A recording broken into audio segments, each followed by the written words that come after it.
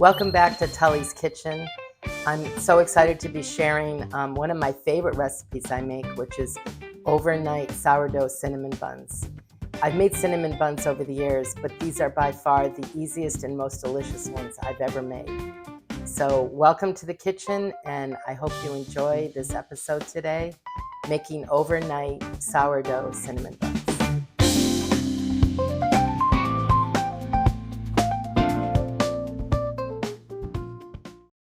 So we're going to take 8 tablespoons of cold butter, which is 1 stick, and we're going to grate it with a cheese grater or chop it up with a knife. And you're going to mix it with a pastry cutter with 2.5 cups flour.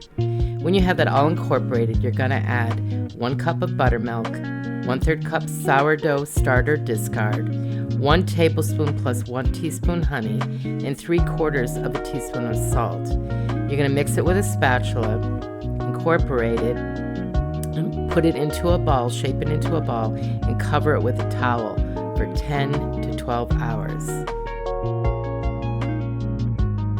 The next morning, you are going to add a teaspoon of baking powder and 1/2 teaspoon of baking soda to your ball, mixing it with your hands to incorporate it. The next thing you're going to do is flour your counter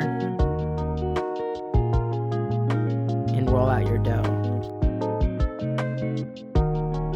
to about a 12 by 24 rectangle. You're going to add filling to it, which is 1 1/4 cup brown sugar, 4 tablespoons of ground cinnamon, and 8 tablespoons of melted butter. Spread this over the dough, leaving a 1-inch border around the edges. And then you're going to roll it up on the long side. Once you have it rolled up, you're going to cut it with a bench scraper into 12 pieces, which is about 1 inch wide each piece. You're going to put it into a buttered pan and bake it at 375 for 20 to 35 minutes. You want to make sure it's brown on top, and you just touch it, you can tell it's done.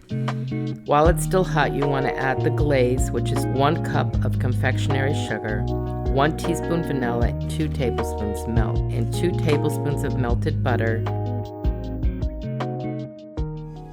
So there you go, and best sourdough cinnamon buns I've ever had. Enjoy!